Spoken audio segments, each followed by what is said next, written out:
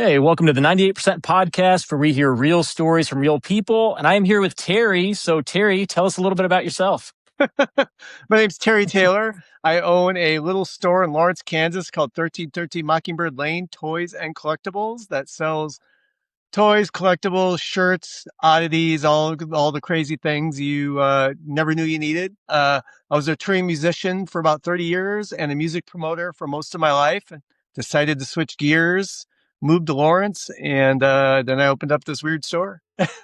Yeah. And that kind of segues to the next question, which is how do you know me? And it's from coming into your store. Yeah, it's funny since I own this. It's funny. I was a musician for 30 years and a concert promoter, and I never had any free time whatsoever. When my wife and I got married in 2009, like even on my honeymoon, I had to take calls regarding like shows I was booking. So I segued out of the music industry in 2015 so I could have more free time. So I went and got a job in respiratory therapy. So I'd have 3 days a week of work, 4 days a week off. And that just wasn't good enough for me. And so so I just decided I didn't like working for somebody else, again, or, in the hospital. Uh-huh. I still do the hospital work part-time just to keep my license up. But then of course I went right back to owning my own business, opening the store where I never have any time off. And all my acquaintances and friends and people I know now are all people associated with the store. It's just kind of funny how that, That's works. that's The awesome. store is Yeah. my social life. Yeah. I like that. That's awesome. So then, just real quick before we get into the questions, like, what got you into doing this exactly? Like, what like inspired you to do it? Like, what was your thing? Like the toy store? Yeah. Yeah. So, long story super short, many moons ago, my wife and I needed to raise money for some medical things going on. And one of the biggest assets we had, monetary wise, was my toy collection. When I toured, I just bought stuff all over North America, Canada, and Mexico. Typical hoarder. Even though I had 3 of something, I would rationalize buying 2 more of the same thing. Oh, I'm going to give it to my friend Nick. I'm going to give one to my friend Jason, which Nick and Jason never got those. So I ended up with 4 20 by 20 storage units you couldn't even walk in, once I decided to stop touring. And so once we needed to raise money, we started selling a lot of my toys and stuff at conventions and different ways, avenues, eBay. Unfortunately, what we were raising the money for didn't really work out for us. So I enjoyed the selling and the communication and the social aspects so much of selling toys over the years that my wife, in her infinite wisdom, said, I know you phased out of doing music. I know you're not jazzed about working for someone else doing the respiratory thing in the hospital. We should do a toy store. And so we started selling toys out of my garage. We our house is from 1862. It's very Addams Family. Wow. And the garage used to be the carriage house for the house. Many years gone. So it's a detached building. Our driveway holds 10 cars plus. We don't really have a lot of neighbors. Well, neighbors that care, I should say. And so for a year, the second weekend of every month, we opened up a toy store in our garage. And we organically, through doing conventions for years, doing a toy store in our garage, we organically built over many years a fan base or a loyal clientele. I don't know what you want to call it. So after a year of doing it in our garage, it just got to the point where so many people were coming on the weekends we were open. We're like, well, I don't know if I like 400 people knowing that I have an arsenal of toys on the property, Yeah. So we were literally walking our dogs downtown Massachusetts Street, and where Aladdin's Cafe is at, there's a little small building right next door that's now called Ace Piercing Studio. But at the time, it was just strictly storage for Aladdin's.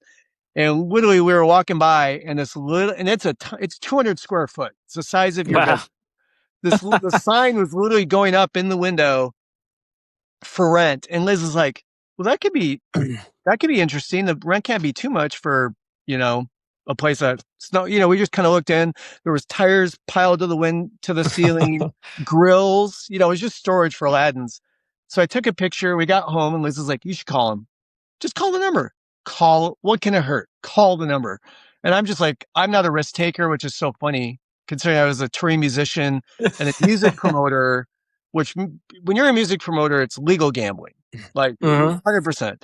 And like taking risks on stuff. And, so I called, Mohammed, who is the owner. He owns Aladdin's and also in that spot. We met with him that night and he kind of gave us a deal we couldn't refuse on the building. So we signed the lease and we went from only doing conventions for years to a garage to a 200 square foot cubby hole on Mass to an 800 square foot space 3 doors down. And then we cut a hole in the wall and opened up another 800 square foot spot next door, Salem's Lot. So Hmm. right now we're in like two spaces essentially. That's about 1,600 square feet. So it's it's been an organic build that's been well over a decade in the making. It's crazy. That's awesome. See, Yeah. I think I remember when y'all moved because the first time I went to check it out because I found out there was a collectible shop in Lawrence. I Yeah. was like, oh, I got to go. And the GPS took me, I think, to the old location because like, Yes. I don't see anything. Like, I there's nothing here. still, I still can't get it changed. It's Oh, really? still, yes. I've, I've talked to Google. I've talked to everyone and it will not change the system, like where it sends people. That's so weird. But luckily it's only 3 doors down. Hmm. So it's really easy. People that go there and they're like, oh, but what's this weird green building next door? Oh, it's it. so, so Exactly. it's okay. There's worse things that could happen. Yeah. Oh, awesome. Okay, so we'll get into the questions, but just real quick. So, if you're new to this podcast and you're listening for the first time, so how we do this is I bring a guest on. I gave them the questions in advance if they wanted to look them over, etc. And the goal is hopefully when they share their story that you can find some ways to connect. So, are you ready to kick it off with the first one, Sure. Terry? Sure. Go ahead. Okay, so we'll start from the beginning. So, what was growing up like for you? Okay. Well, I'm originally from Sioux Falls, South Dakota, which is as small as it sounds. I was a little skateboarder, punk rocker that had no idea what I was doing. Um, I got into heavy metal and punk rock at a really young age. There was a independent record store there called Ernie November, which I would go on to work at for 12 years later in life. But at the time, it was kind of like Love Garden, uh, only in Love Garden here in Lawrence, only in Sioux Falls. I used to hang out at this record store being a 12-year-old skater with no friends. People picked on me all the time. Was very miserable being a quote unquote alternative person in a very Uh-huh. small town that did not cultivate diversity at the time. Uh-huh. Sioux Falls has Yeah. definitely grown and is way better now, but at the time, you were not looking like me back then was not, you weren't, you were definitely drawing attention to yourself. But that's how I felt. I dressed how I felt. I did my hair like how I felt. So I got into this uh, band called Face of Decline, which was a local punk rock band in Sioux Falls. I just randomly bought their cassette tape at a record store called Life During Wartime. That was a record store that was not around very long in Sioux Falls. And I started writing them letters at a really young age, like, gosh, I just love you. It's funny because there wasn't the internet. This was like mid 80s. So we were slapping stamps on there, sending the letters off, and they'd write me letters back. And they were like my favorite band. And little did I know, once I got into junior high when I was 15, one of my friends that was a girl in my junior high named Stacy, who was a grade or two older than me, she was dating the drummer slash singer for Face of Decline. And Mm. I'd mentioned to her, like, yeah, I bought a bass. I love Gene Simmons. I was raised on Kiss, Love Gun. That was the record that started everything for me. Even Mhm. though they're not such awesome people now, back then it was just like I was obsessed with Halloween. I was obsessed with horror at a young age. You have this band that look like demons. They play heavy metal music. The bass player has an axe for a bass and he spits blood. Holy crap. That is like, you know, right up my Yeah. alley. So I was obsessed with Gene Simmons and bass.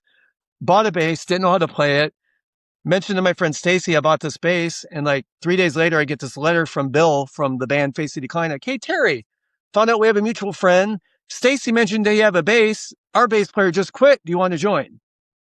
And I'm like, and I was like, I do not know how to play bass. Holy crap, you know.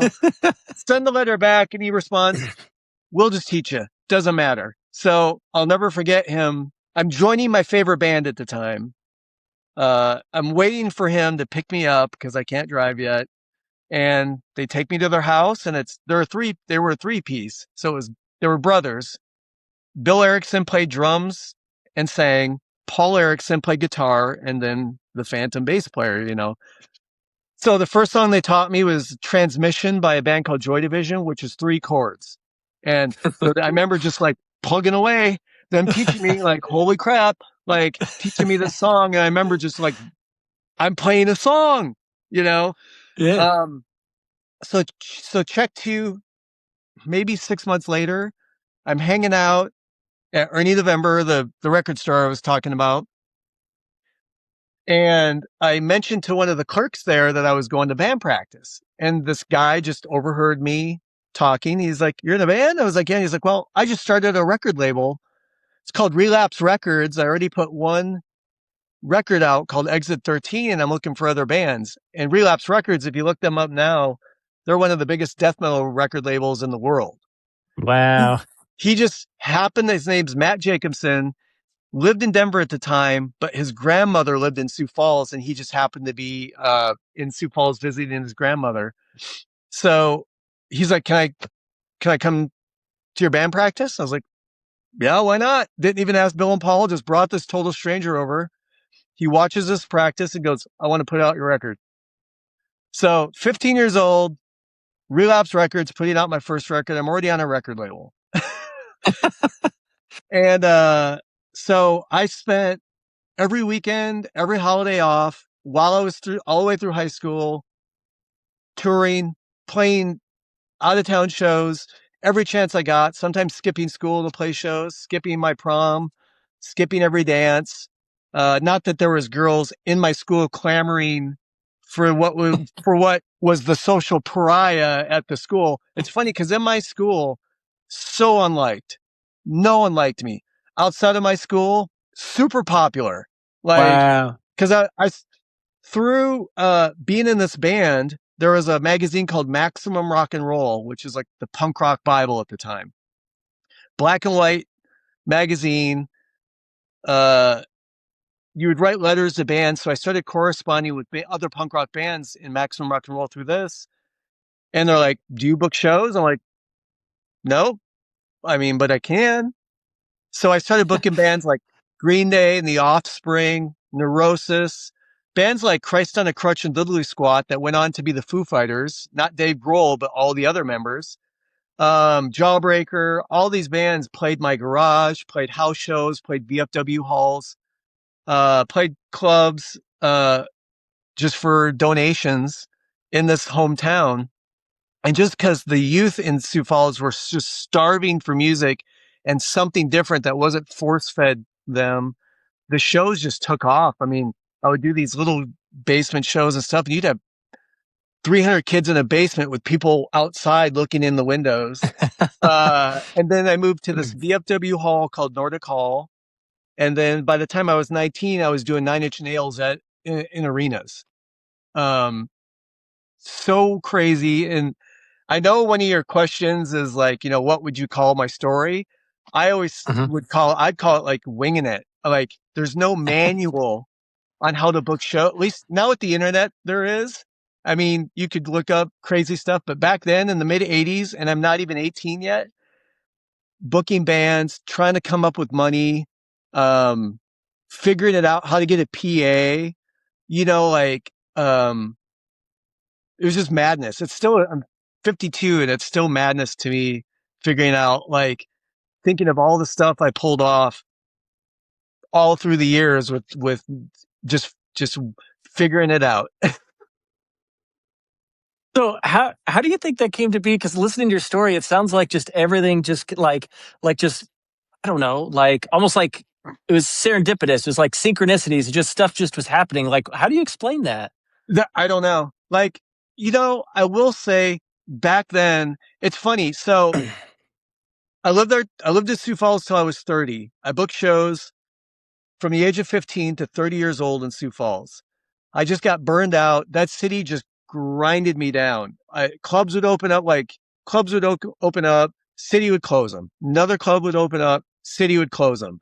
Like we just had, I fought the city tooth and nail for so long. And, just as like a little side note, I recently got inducted into the South Dakota Rock and Roll Hall of Fame for being a promoter, which seems so rich to me coming from a state that did everything it could back then to keep me down. Whereas whereas South Dakota is very different now. It's very rich. It's very diverse, very good music, community, but it just wasn't back then. I mean, so when I turned 30, I was just beat down and wanted to move. And I ended up moving to I was going to move to Lawrence, Kansas or Providence, Rhode Island, two towns I'd fallen in love with while I was being a touring musician. My mother had lung cancer and was not doing well. So I knew I had to be somewhere that I could always be able to drive back. So I ended up in Lawrence, started a booking company here called Mammoth with a guy named Josh Hunt and Jeff Fortier. And it was so funny when I started that company here with them, they had the same exact stories as me, only here, as far as like just figuring it out. Green Day stayed on their couch, book shows, in VFW halls and garages. And I learned through the years of being a punk rocker, especially playing other cities and touring, talking to other promoters, that back in the 80s through the 90s, everyone did the exact same thing. Nobody knew how to do it, but we all just figured it out. And there was this network. There used to be, I don't know, can I swear on this podcast? Of course, yeah. Okay, sorry. Well, there was a magazine, or not even a magazine, it was a stack of papers that people traded called Book Your Own Fucking Life. And it was from A to Z states, Arkansas, whatever, with every promoter pretty much typewritten in this thing with kind of shows they did, if they would do guarantees, if not guarantees. And all of us traded this punk rock Bible of booking shows across America. And it just, we didn't have the internet. I remember when I would leave for tour, I would have a binder that I would have everything handwritten in with the promoter's name and address, directions to the club once you get in town. And, you didn't have GPS Yeah. to reroute you. So if you got in town and I-70 exit was closed to where you were supposed to go, you were screwed. You just had to like walk around. And I'll never forget, I was playing St. Louis. I was playing a club in St. Louis years ago, and we were lost because there was no GPS. And I remember we stopped at a gas station.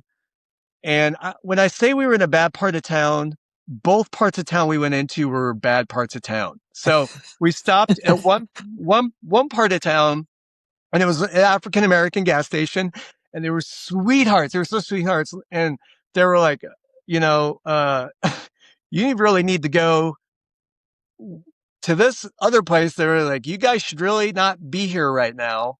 You guys really should go. You need to be going this way. But you should probably leave right now. They were so sweet. They were just like, you just shouldn't be here, because we just were driving aimlessly. Then we ended up in this kind of low rent part of town, and we stopped at a gas station that was all white guys. And it was so funny. They said the same thing to us. They're like, you really should not be here with a van with equipment in this part of town right now. They were like, you're in the wrong part of town. And we're like, well, we just came from this other part of town they said was awful. They're like, yeah, that part sucks too. Like, they were so sweet. So both set on opposite sides of the spectrum. We just wandered, and they were like, both of them, they were like, you need to leave now. And they gave us the directions, and we eventually made our way to, but you could find yourself in precarious situations back then, like not finding your way around. It was just funny, but everyone just figured it out. It was great when I moved here and I joined with two other people, Josh Hunt and Jeff Fortier, that had been doing it as long as me, only just in a different state, and having the same stories of the same bands coming through, pulling the same shenanigans, um, putting bands in places that you shouldn't, like bands that are way too big to play like a garage. I did Clutch in a garage back in one of their first tours, like stuff like that. And it was just cool knowing that we were all collectively in the US of A in the 80s into the 90s, figuring it out the exact same way, but we had no contact with each other. It was weird. Wow. That is interesting. Yeah. So then what was your drive? Like what was your motivation to do this? Because not everybody does things like this. No, especially, everyone thinks when you're a music promoter, and I've booked everybody. I've done Megadeth, I've done Katy Perry, Green Day. I've done so many bands through the years. Been involved Paramore, Panic at the Disco, and everyone thinks like just because you're doing big shows or you do a lot. I averaged about 480 shows per year in about 30 different cities, and so that would mean you do the math, 480 shows over 365 days. Obviously, I'm overlapping. I'd have 5 shows in 5 different cities in one day. And, that's when you have a great staff that goes out and run the shows. And then I would generally run the biggest show and then your staff would run others. But everyone thinks you're just making money, which is, you do make money, but any money you make goes into a slush fund to cover. Cause I remember one day Josh and I booked it was like April 26th, maybe 2006, but we had 5 shows going on. Every show lost money. We lost almost $50,000 in one day. And, or like we took over the Beaumont Club. We bought the Beaumont Club in the early 2000s. And then the recession hit in 2008, 2009. Everyone stopped going to shows. And then you end up closing the Beaumont Club and you end up having to let a bunch of staff go. And you're just hemorrhaging money because no one's coming to shows, but you'd already had all these shows booked. So for me, the drive at the end of the day was I so much enjoyed bringing entertainment to people. When, I still had the mindset there wasn't entertainment coming to people, even though by the time I'm booking shows in 2000s, obviously there's millions of things, but it's just such a fun thing I always loved standing on side stage when I booked a show, especially if it was like sold out, and just looking into the crowd and you just feel, and I know it sounds cheesy, but just seeing the reaction and the look on everyone's faces is just indescribable. It was just like when I was a tree musician and we would play a huge sold out show.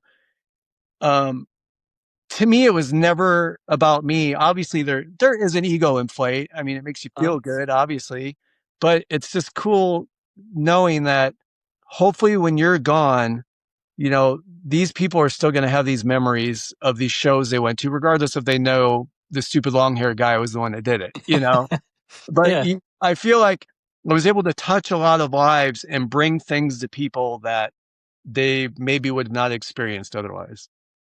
Yeah. I love that. That Yeah. seems like a very good drive. Yeah. Yeah. Yeah. Okay. So next question. So what's the biggest struggle that you've made it through? Oh my God. Kind of living it right now, but that was a whole other can of worms. But COVID was really tough in a lot of ways because the business was still pretty new. And my wife and I both work in healthcare. She's still a Ooh. full-time RN. I'm a part-time respiratory therapist. And when COVID happened, respiratory, we would see COVID patients almost before the doctors because that's our specialty is airborne respiratory illness. So I was running a business that had to close. In full transparency, I was in full support of the closures. I know a lot of people weren't. I was because I was seeing it from different eyes. even Uh, though it sucked as a business owner, closing my business, hemorrhaging money for months, I still paid rent on time. My landlords always said, if you got in trouble, let us know. I just kept paying rent because I figured I'm going to use that card to not pay, be like I'm in trouble when it really counts, like when it gets uh, really bad. My wife and I are really good about squirreling money away, make sure we can make the ends meet. And then, but of course, the store closes. So I just went back to the hospital full time and getting through, I just can't, all the bad stuff you saw about COVID online, people dying happened. We had bodies in the hallways. I won't go in the whole diatribe, but so I'm working through COVID. 4 months later, our store opens back up. People are easing back into social, but where the hospital I was working at, about half the staff had quit because they're like, I ain't doing it. Like it was so stressful. Um, I still think 5 years later, I still haven't mentally processed everything with it.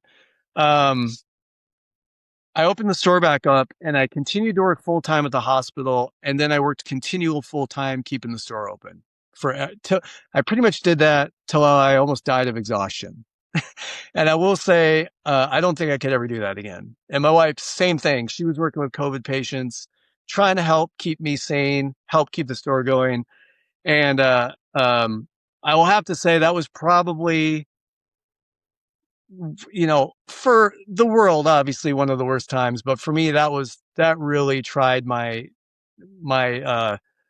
drive to keep going. But I felt so needed to try and help people at the hospital. But then again, people were coming to the store as like a sanctuary away from dealing with everything we were all with through. And I will say that I still I'm pretty good at taking those emotions and just pushing them down. I'm not going to deal with it. So I'm generally a pretty positive guy. So I don't like to concentrate on the negative. If you ever see me post something negative, it's generally because that really got to me. Um, but yeah, I would say that's probably the biggest hurdle, financially, emotionally, and physically that I've ever had to deal with. yeah. So then looking at it from the other side now, so in hindsight, so what do you think that experience did for you now? Oh, did for me now. It really showed me that I could get through about anything. Yeah. Um, I always, I always have a negative opinion of myself internally all the time. It's so funny because my wife gives me a hard time because I always internally don't think I can do things, even though I always pull things off. But that really helped me internally go like, you know what? If I can get through that, I can get through what's going on right now, no problem too. And so it really showed me that I had a much thicker skin than I actually thought I did have. Because Wow. I'm a pretty emotional guy. I'm the guy that cries at Sarah McLaughlin, dog videos. So, uh, but it did show me that I definitely, when it comes down to it, I can put a suit of armor on pretty well. That's awesome. It is times like that. It's times like that that just they test your resilience, and then you make it through, and you're like, you know what? Yeah, I can handle about anything now. Yes. That's great. Yeah. Okay, so next question. So, what are you currently going through that's positive or negative? Oh, I mean, positive. The fact I say this and I mean this every day open that door to the store and have turn the lights on. I feel that's a positive win Uh huh. because when we signed the lease almost 9 years ago for the first store, I remember turning to my wife and saying, this will be a fun year experiment because I did not think we would stay open more than a year. I Yeah. had, I had no faith. My original thought was like, you know what? We're going to be open for 6 months. We're going to have to close. And then it's going to be like a loan payment for 6 months till we ride out our lease. So, positive. I just feel every day I get to go to that store, even when it's like crappy days, you do have your crappy days, shoplifters, you know, we don't get this a whole lot, but you do get some negative comments online. Well, fortunately we don't that often, but it's funny. a lot of accolades and a lot of awesome comments online. But man, when I get that one comment in a month that's not Yeah. good, I obsess about it. Like, Yeah. what could I have done different? What was I? And it's usually Liz is like, well, you know, those are the guys that stole, right? I know, but still, I don't. Why do they not? Why do they not like me? So I obsess about things like that. Negative. I mean, just it's been a struggle. Not to get into like specifics, but you know, like the tariffs and all that stuff, driving just all product prices keep just going up and going up and going up. I mean, you're a consumer, you buy toys, you know, it's Yeah. prices are not going down and I don't think they're going to go down. And so that doesn't help. You know, as a small business, I already have to ride that line of pricing things more than I would like because I'm still a collector. I still go buy stuff. You know, there's Walmart and Target exclusive things I can't order for my store, but I need it to, you know, to finish my collection. Uh-huh. And I can't compete with those prices or Amazon or, and so when you get a million price increases in a year like we had, I have to like, um, perfect example about how like just so people kind of know how this affects small businesses. So the tariffs, you know, they kind of keep getting turned on and off. You know, like Uh-huh.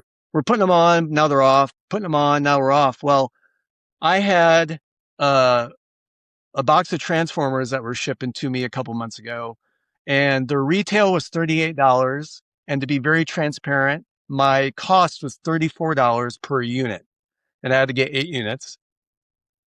When the box shipped to me and I got the bill for it, tariffs were turned on. So the product ended up costing me $38 per unit, not 34. So if they're Mm. costing me 38, I'm going to have to sell them for 42 to 44 to make money, Yep. which sucks.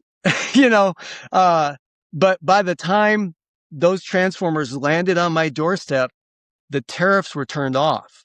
So those of us that paid for them with tariffs on paid more, but then all the people whose orders hadn't shipped yet got the $34 per unit. And then everyone was selling them since a majority of the people got them for $34, not the 38 that I did. Everyone was selling them for 38. So I had to sell mine for 38. So I lost money. I, so essentially, I Man. was, so essentially, I was selling everything for what I paid for it.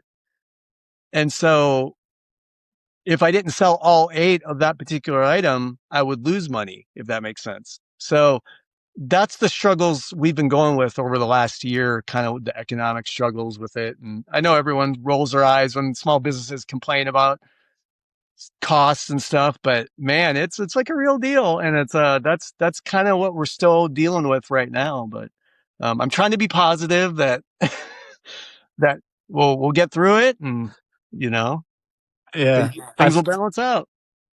Yeah, hopefully eventually. I mean, I remember because yeah, I mean, yeah, I collect too, of course, but yeah, I remember stuff that was $30 is now $50 now, and it's just wild, and that's why I think that's why I like your store so much because a lot of it's buy sell trade, so it's Yep. so you can still keep the prices generally low. And honestly, I feel like you're lower than about any place that I've been to I as far as try collectibles go. I try very hard. You can ask my wife. I agonize over pricing things. And if you know, obviously we use eBay for a lot of for the used things for Yeah. prices. And I usually see what the max is and the minimum is they're selling. And I usually try and do it in the middle. Because I would rather sell quantity of a lower priced item than mark something up higher and have it sit on the shelf longer. Plus, I don't want people coming in being like, I can't afford to shop here. Like, Yeah. because I'm a collector too. And believe me, I've been to many of those stores in the US where I walk in and I'm like, man, I can't even, they should have given me a credit check to walk in here. Like, Yeah. I can't afford anything in here. But I don't fault the stores per se, because like a lot of, you know, it really depends on your location, you know, the infrastructure of the cities you live in, how, you know, Mhm. competition. And, you know, for me, being on Mass Street, my landlords are great. They're pretty much family at this point, but Mass Street, and they definitely don't charge us what they should, but what we do get charged is still a lot. Mass Street rent, but to their sake, they definitely work. They are so invested with us succeeding. But Mass Street rent's really expensive, and you have to take your rent into consideration. And then, I didn't have staff till 2 years ago, so I've been Oh, operating like 6 years, just me. But then once we opened up the second side, staff, workman's comp, increased insurance, uh, like yeah. all the things that more security cameras because theft is just out of. I will say the last year with everything going up, when we opened our first retail store, the average theft per year, because I have to claim it on my taxes, was about $800. Then it went to 4,000. Then it was 8,000. I had over $12,000 in theft in 2025. That was a Golly. 4,000 increase from the year before. Dang. And let me tell you, that's a month of my rent. um, and it's insane. And we have cameras. We watch people so closely, but people are getting more emboldened and more. Yep. It's funny because I catch shoplifters almost every day, and it's crazy. Like zero empathy, zero remorse. They almost laugh about it. And the crazy thing that's been happening lately when I've been catching shoplifters is, well, you're my favorite store. I can't come back. I mean, that was said to me like 2 days ago. Oh my gosh. And it happens all the time. They tell me how much we're their favorite store. And I'm always like, what, the favorite store to steal from? Yeah. Why are you stealing then? And it's crazy how Uh, many people are regulars that I've caught in stealing recently. oh, It's mind blowing. dude, that sucks. Cause see, I was curious about that because I know theft because I used to work for Nike for 16 years. So we got to Well, see our fair share of that. I can't Um, imagine. oh, I know. And people got bold at one of the locations. There were literally people that they would just stroll in, they'd grab a handful of stuff and just walk out and smile at the camera. Yep. And I'm like, are you kidding me? Yep. And I got so bad they had to get a guard there to Yep. basically stand there with, yeah, with weapon and everything, just stand there and just do that. And you Well, think about it, like, think about the people that go there for enjoyment. You don't want to have an officer there all the time while you're shopping, but it that's is just what it it. is. That's just it. It's like the few times I catch shoplifters almost daily. The only Yeah. time I really post about it, which is maybe once every 6 months, is when it really gets to me. It's like where I just have to make people aware that it happens. People don't realize Hmm. how much it happens. Hmm. And we tried for like a weekend to have my wife be there. And so they have to stand somewhere. So Uh-huh. like she would stand, it was very obvious what she was doing. And it was uncomfortable for her. It was uncomfortable for me. It was uncomfortable for our customers. And Liz is like the prettiest, nicest soul. You know what I mean? It's not like she was Yeah. standing there with command presence, but it was Yeah. very obvious that she was standing there and watching people. And we did it for a couple days, and we both were like, "This sucks." Like, Yeah. we want our store to be a comfortable, fun Yep. place that people feel safe and comfortable coming in. And we just couldn't, because whenever I post about a shoplifting, God bless everyone who sends us ideas, but it's like things we try, and everyone's like, well, you should have someone pay someone to be there. And also, you know, we could have a Tuesday that is gangbusters and then 3 Tuesdays where I have two people in the store all day. So how do Yep. you rationalize when to pay someone to be there to watch the store and when not? Um, Yeah. so we've just gotten more about, I installed more cameras recently, and I'm just more about just like if people are in there, I just have to just zoom in and just be a little more watchful, But yeah, it was crazy when we did our taxes because every time I know something's gotten stolen or not on the shelf, I keep track of it. And even my accountant was like, "Jesus, really?" For a small store, and I'm like, "I'll tell you." That's wild, Yeah. man. Crazy. Okay. So next question. So who is someone that has changed your life that doesn't know it?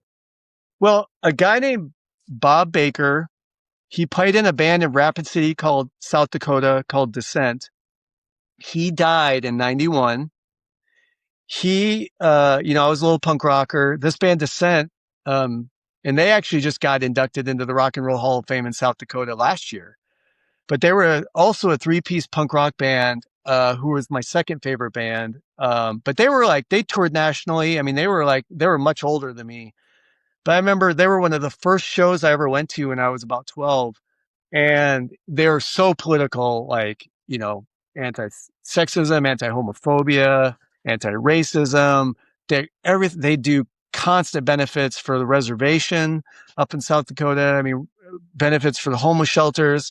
And I used to write them letters asking, like, I live in Sioux Falls and this place seems to just love to be racist. And again, I'm speaking back then, not now. Yeah. Yeah. Yeah, Yeah. I just have to preface that because the city is way different than it used to be. And I love my home. I'm not dissing it by any means, but being a punk rocker there in the mid '80s was miserable. Um, but I looked up to the singer and guitar player Bob so much. I never had a chance to tell him how much I truly cared about him and loved everything he did, and he always answered all my questions and really helped steer me along my righteous punk rock path. And I'll never forget, I was in college in 91, um, getting the call that he was killed by a drunk driver, and it wrecked my world. And I regretted every day. I still regret every day that I never got to tell him how important he was in my life. Man, that Yeah. sucks. Yeah. Then you're never Yeah. promised time, you know? I learned, if anything taught me about working in a hospital, it's that. Yeah. That's It's crazy. so crazy. But yeah, it's funny. That's why I created this question for the podcast because I looked at my life and I realized that there was a lot of people, especially growing up, that changed my life and I never told them. Yep. And I think back on that and I always think like, man, if they passed or if I didn't tell them, like I Yep. would want them to know. And so now I try to make it a point that if someone helps me in any way, I'm like, thank you. Like and I try to do that because like, I don't know. I know if I was in that position and I've said this on the podcast before, but like 90% of the people you impact on a daily basis, you're never going to know how you impact them because Yeah. they just don't tell you. It's just not part of the Yep. thing. Yep. So it's like, so I know that sometimes, especially when you're doing good things, it can kind of feel like, am I actually making an impact? So Oh, I sure. want to be that person sometimes that just says hey, I appreciate you. Thank you so much. And I think that goes a long way because I know I would love to hear that too. 100%. And I think male pride needs to be put aside to like tell your guy Yeah. friends or Yeah. or whoever, like either what they mean to you or what they've done to you. I mean, as humanity as a whole needs to get better with communication and just Agreed. feeling free to talk about things. Yep. And good or bad. Agreed, 100%. Yeah. That's why I started this podcast. Yeah. Because so many people don't. We don't, especially Yep. in these days, right? With the social media and all this stuff, like we're just so Yeah. isolated now that we don't actually. I don't think a lot of us understand what connection is, and we only see the 2% of what people want to show. Yep. And I know internally, I was feeling like I was behind in everything in life just Yep. because you see that snapshot and you're like, well, I'm not there. And then you start Yep. actually talking to people and you're like, well, okay, well, what you're saying, like you're actually going through stuff too. How come people don't know about it? And that's why I love this podcast because it's like I love the authenticity of like people actually Yep. sharing. Yep. Yep. I totally agree. Ah. Okay. So next question. So what's a skill or talent you could share with us? Man, I know I'm saying that after every question. Um, I don't feel like I'm skilled in a lot of things. I feel like I'm a good problem solver. It kind of Yeah. goes back. It kind of goes back to the every when you're a music promoter and booking shows, you have to learn things on the fly. It is Uh-huh. bananas. Uh, um, Electricity goes out when you're booking a show. You got to figure out how to make it work. PA isn't working. Weather sucks. Even at the toy store, I wish I had a perfect example, but even at the store, I have to consistently figure things out on the fly, whether it be for a customer or for something that happens in store or um, I feel that I'm a pretty good problem solver in a lot of situations, and that's something I very much pride myself on. And I feel defeated when there's something that I can't figure out on my own. So just out of curiosity, what was one of those things? What's something that just bothers you today because you could not figure it out? Oh man, that's a hard one. We might have to come back to that. It's Yeah. so funny because um, whenever I do a podcast or an interview, it's so funny. I'll be talking, with the host, and then as soon as we're done recording, I'll start chatting about something else, and they'll be like, "Why did you not say that on there?" So I can't really think of anything right offhand, but I'll think of Yeah. like 20 things by the time you come in the store next time. Oh, I'm sure. I'm sure. It's funny. I'm not surprised by that at all by your answer. Like when you said problem solving, the first thing I thought of was like, oh yeah, booking stuff. Like Yes, you had to be solving problems all the time. it's 100%. Sometimes multiple at a time. Yeah, it's insane. Like, I booked Marilyn Manson in Sioux Falls, South Dakota at a radio show with Hell Yeah, Hailstorm. I can't remember who else was on it. Volbeat. But I remember we had a death threat called in on the answer machine for the venue. And one, Hell Yeah, member of Pantera in there whose brother got shot in front of him, when they were playing. So we had to figure out, are we gonna just cancel the show because the venue wanted to cancel the show. They're like, well, there's a death threat, bomb threat. It was like this guy left a message saying he was gonna kill everybody since we booked Marilyn Manson as the headliner on the show, and we had to figure out what we wanted to do before we talked to anybody. And we figured the best plan was to get every band in a room, tell them what was going on, and let them tell us if they still wanted to play or what they wanted to do. And it was funny. I could definitely tell that Vinnie Paul, Dimebag's brother, was very nervous. He was definitely because he saw, he's already been through a shooting at a show. He's already nervous. Uh-huh. And they were totally cool. But the one thing I'll remember for sure is Volbeat walked in the room and we explained to him and they literally just went, oh, so, okay, what time do we go on? Didn't phase them. Everyone else was very nervous. It was just so funny. And I'll just never forget Volbeat, just like two shits did not give. Like they were just like, okay, we're going on what, 10? All right, let's do it. It was pretty funny, but you definitely have to think on the fly because I think a lot of people would have just immediately canceled the show. But we paid and called in extra security, extra wanders, met with the bands, got a protocol put into place that we would easily be able to exit any artist out of the area should they need be. We created another exit, called in extra police. And those are things that had you never been in that position before or thing, you would have just like sat crying because we had millions of dollars on, it's a show that does 20,000 people. It was a Yeah. radio show we did every year called Crowfest up there, and I think some people fold under the pressure and some people rise to the occasion, and I feel like me and other people I'd been in business with definitely learned the skill of rising to the occasion in weird instances like that. Wow. Yeah. It's so I'm curious too. I want to ask you a follow up. So how do you feel in those moments when you're talking to people like Marilyn Manson and Volt? Like what is the feeling that you have during that? Because I have a feeling a lot of people would just be like almost get a little timid or a little anxious or whatever. How did you feel in those moments? Oh, seriously, it's my wife laughs at me because I've met everybody. There's not a Yeah. band I haven't met for the most part.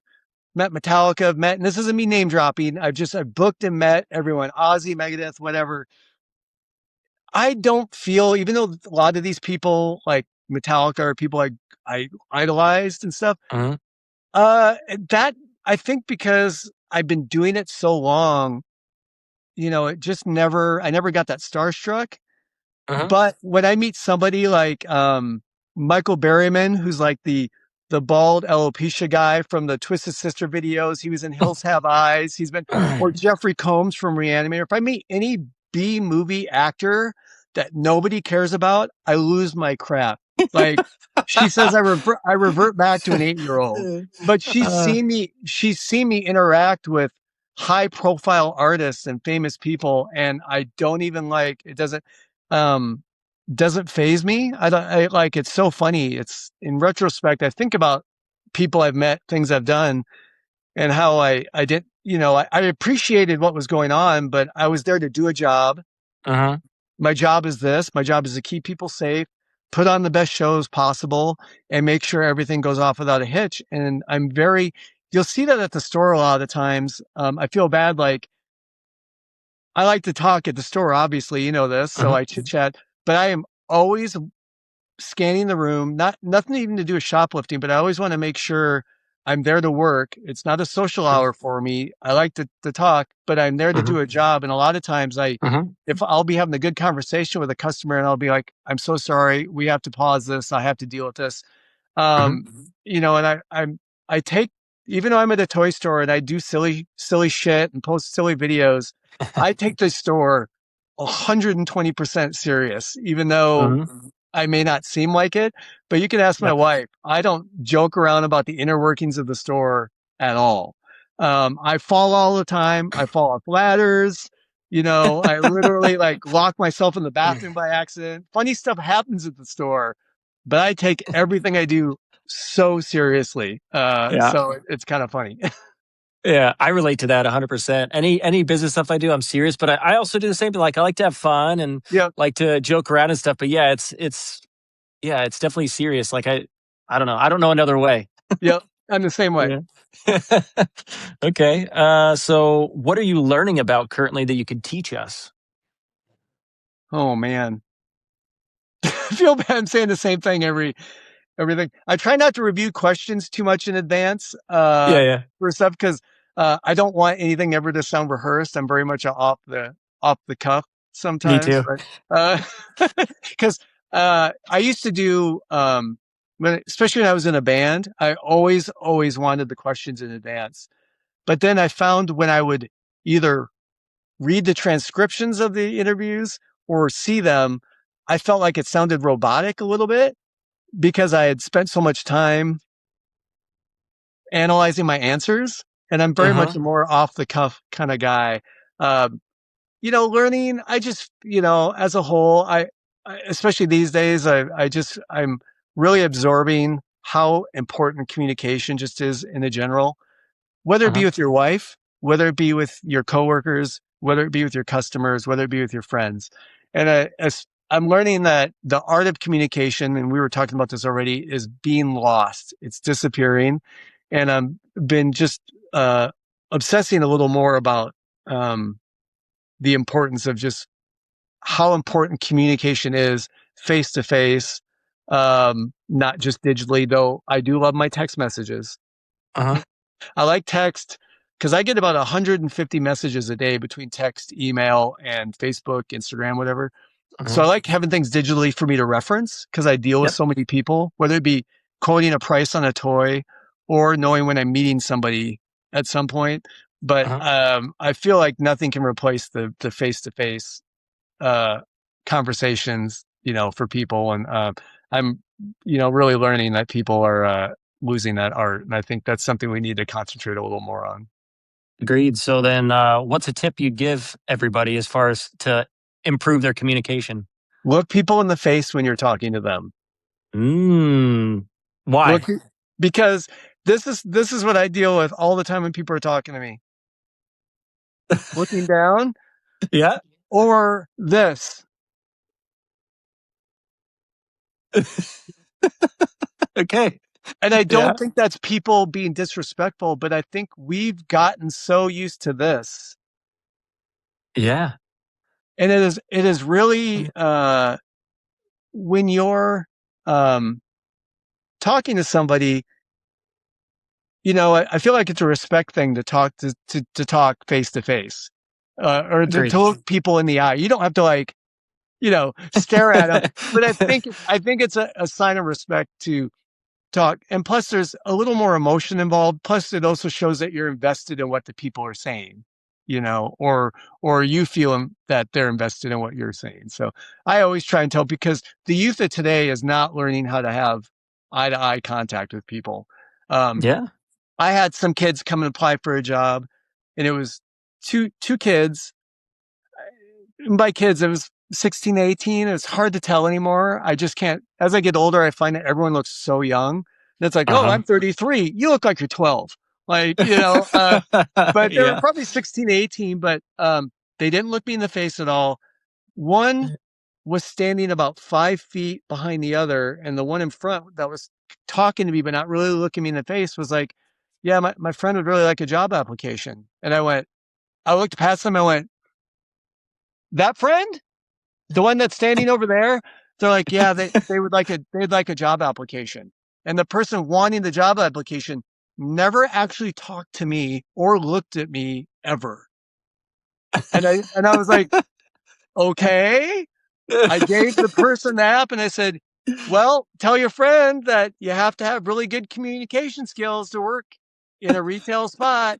I mean, I was being very nice, Yeah, yeah, but that's what I see with a lot of people these days is that there isn't a whole lot of eye contact or, dealing with people, like front and center. agreed. And literally, that person did their interview right then and there. Yeah, you already knew that you weren't going to hire him. 100%. Unfortunately.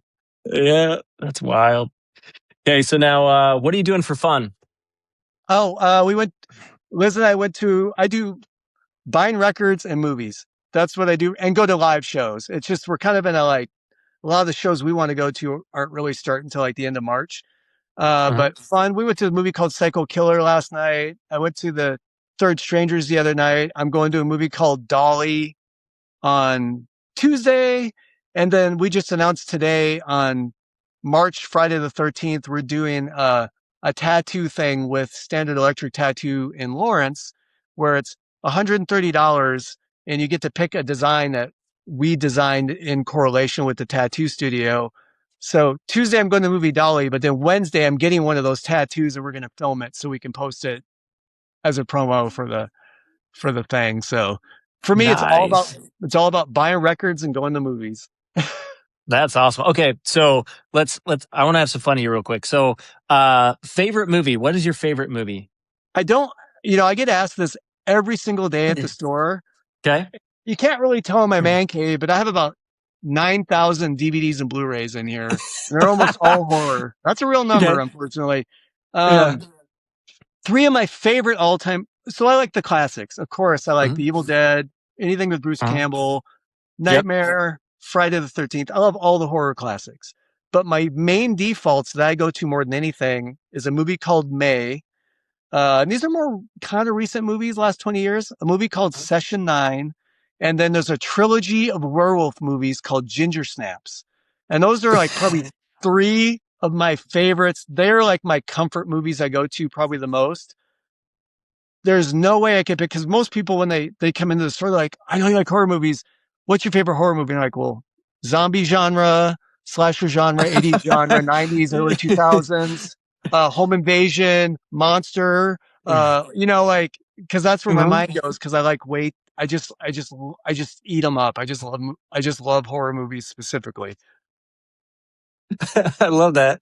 It's funny. That reminds me of it's like when people they don't really understand the genre a lot. I get the same Yeah. thing with metal music. Like when people Yep. come in and they're like, "So what do you like metal wise?" And it's like, well, and then you can break down the Well, subgenres, and yeah. It's like they're when just it's like, low. well, yeah. To me, metal is anything, right? With heavy guitars, right? Is that Yes. right? Well, yeah. I mean, it could be anything. Yeah. And no matter what you answer, you're going to disappoint them. Oh yeah. Or they're gonna say, "Oh, I've never heard of them." Well, Yeah. no, you haven't. Yeah. It's funny. Okay. You know, I, obviously, I'm a metalhead, obviously, and hardcore punk guy, but I love my 80s stuff. And I remember, I can't remember what metal show was at the Bottleneck, but I was playing Madonna Like a Virgin in store at full volume. It'd been kind of a slow day. And the door opened, and like three metal dudes who were going to the show walked in, and they just like walked in and they were looking around.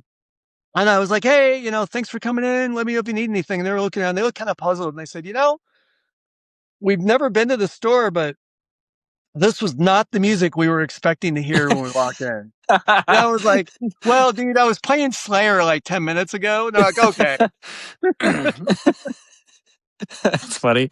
Okay, so then who are your favorite bands right now? Oh, right now, what am I listening to the most? Oh God, you're gonna laugh. Don't look this band up, but what I'm listening to, what I'm listening to right now, I discovered a band called the Dream Eaters.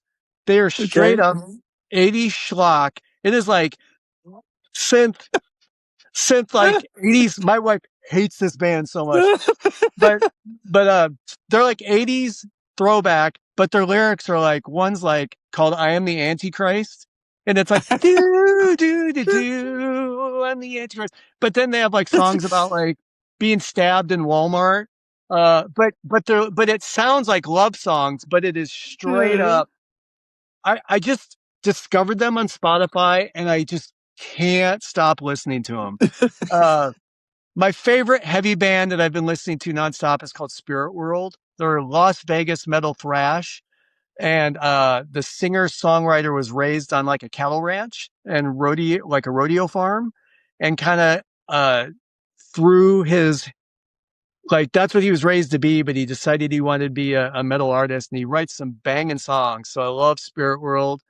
Um, not to be confused with Spirit Box. Whenever I say Uh-huh. Spirit World, everyone's like, "I love Spirit Box." I'm like, I love Spirit Box too, but it's Spirit World.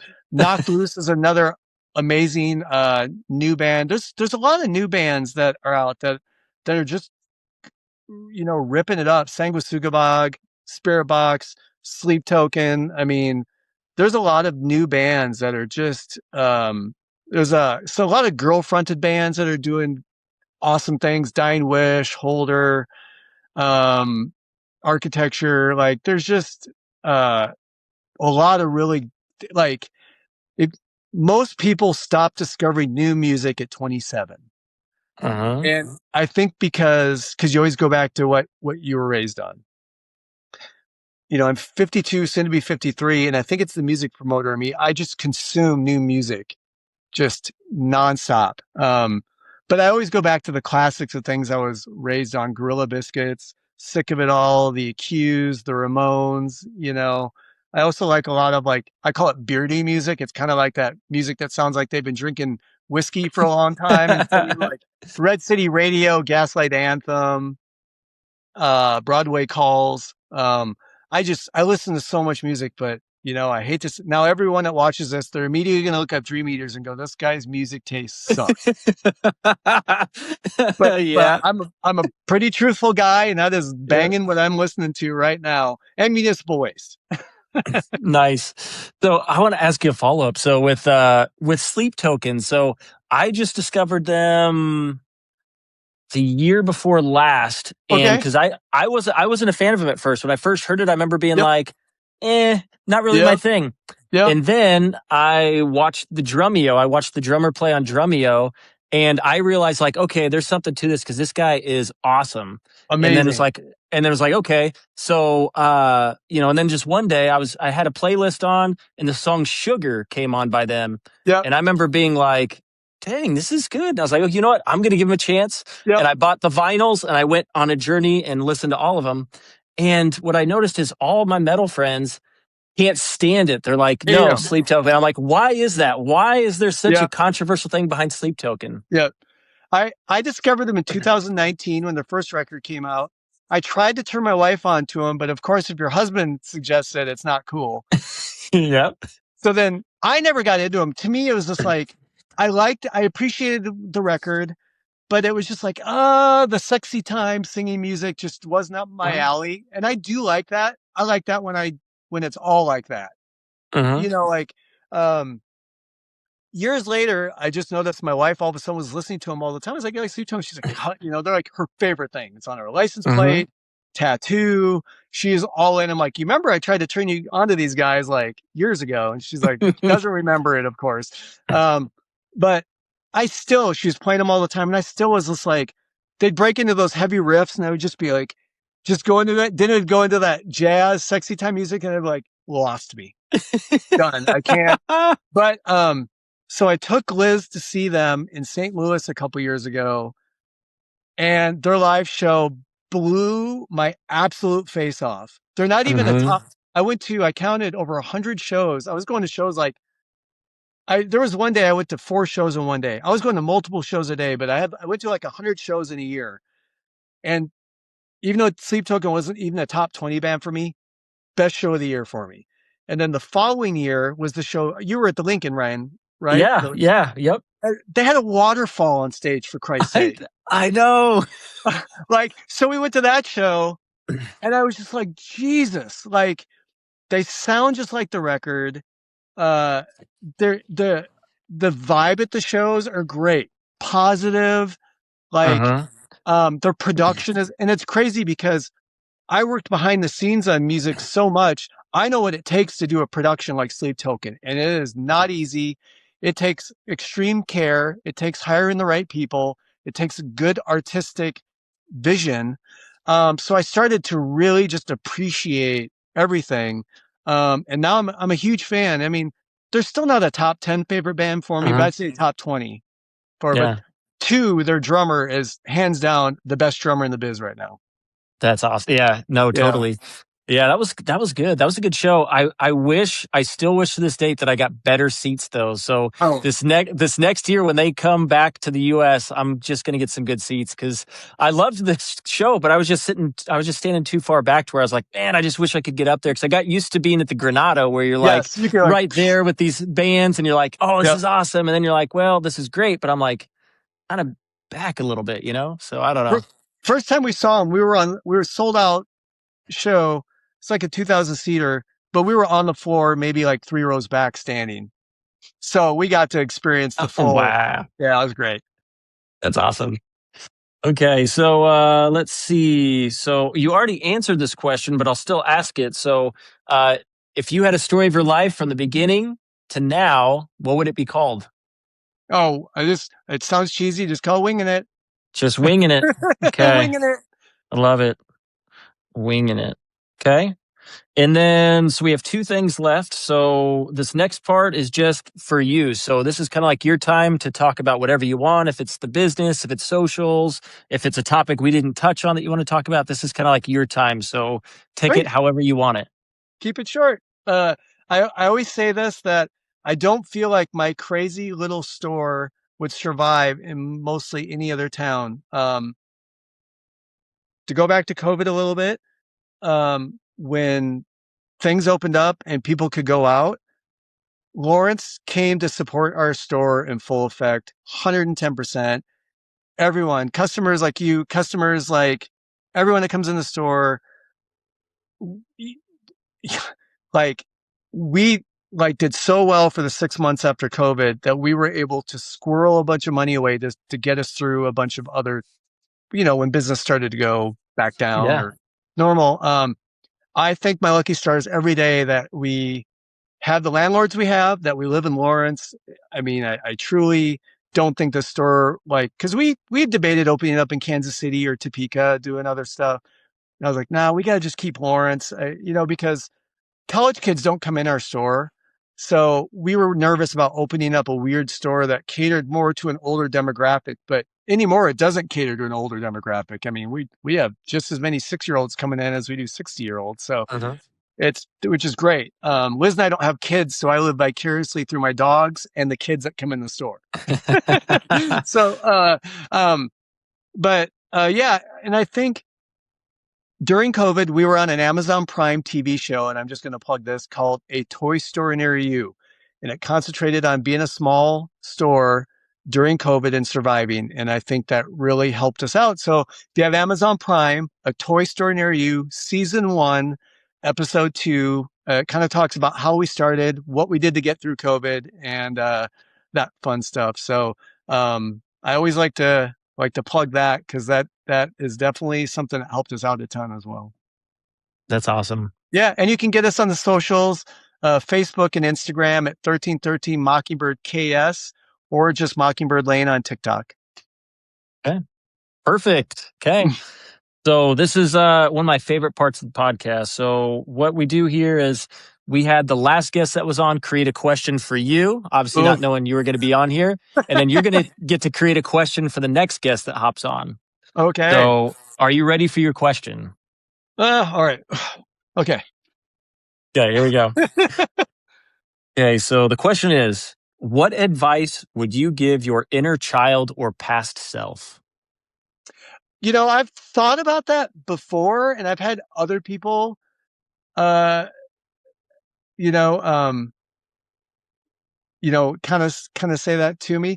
And for me, is I'm a guy that worries about the little things all the time, Uh-huh. constantly, 100%. Drives my wife nuts. I worry about the things that is like the minutia of it. And I'm so ingrained now, I can't not do it.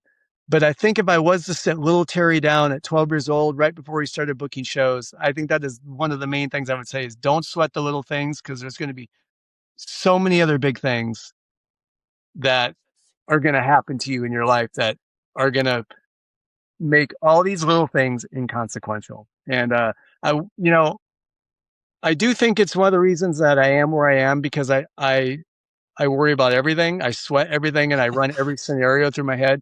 I can't say mentally it's probably the best thing for me, but but if I was to see myself back in the day, that is definitely something I would say. I love that. Okay, so now what question do you want to leave the next guest? All right, and I have no idea what the next guest will be, huh? No Um, idea.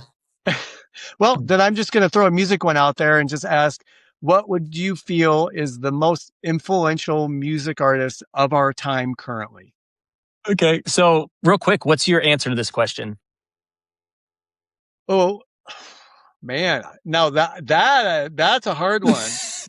You gave yourself a hard question. Perfect. Oh my goodness. Most influential artist of our time currently. Boy, I could get a lot of crap for this one way or another. Um, I don't like this artist in any way, shape, or form. I'm not anti or pro, but I will say that what I've seen through social media and other eyes, I would have to say that Taylor Swift is probably one of the most influential musical artists of the time. I'm not talking maybe musically, but maybe socially and yeah, I don't know what the word I'm looking for, but I feel like she has had a bigger impact on a lot of people, whether it be plus or minus. Mhm. But I feel like more people listen to her right now than, and by listen, I don't necessarily even mean the music, but like what she says is word is law with a lot of people. And I was talking about this with a couple friends of mine that own a record store in Minneapolis, and we were kind of talking about that it's crazy the influence that she's had on the last almost decade. Like it's pretty crazy, but I personally don't listen to her or really pay attention to her. But even in my crazy store, I hear her name brought up daily. It's actually kind of fun. So I have a theory, and I'm curious what happens. So I have a feeling when she gets married, that marriage rates are going to go up, and I have a feeling when she has kids, if she decides to, that childbirths are going to go up too. And I'm really curious. I want to know statistics because I have a feeling she's that influential that I think it's going to happen. I could see that 100%. Yeah, yeah. Sweet. Okay, so yeah. So just real quick. So your question, I will answer later. So what I do with the guest questions is every 10 episodes, I do a recap where I talk Oh, about cool. the episode, like how it went, and then I answer Yep. the guest questions. So then Yep. every 10 episodes, people get to kind of see how I answer those and kind of Okay, bring them cool. along on the journey. Sweet. Um, One thing I like to do is I like to end the podcast with just some advice or something. So if you could give the audience one tip or one piece of advice or something to leave them with, what would that be? It'd be exactly what I should have told 12-year-old Terry back in the day is don't sweat the small things. Okay. That's it. That's awesome. Sweet. Okay, cool. Well, hey, Terry, I'm really glad that you hopped on here. I knew that when I talked to you at the store that I was like, "Oh, you got a cool story to tell." So I was really excited to have you on here. I appreciate it. Sorry it took so long. It's just the end of the year is so hectic for me, and then we just had some other stuff going on. So I was glad we finally able to connect. Me too, me too. And I figure this is probably the perfect time. This is how it happens, so I'm sure this is the perfect time to Yep. to have the conversation. Yep. Okay, well, awesome. Well, thank you again, and Cool. I'll catch Thanks, you later, dude. Terry. See you later. Okay.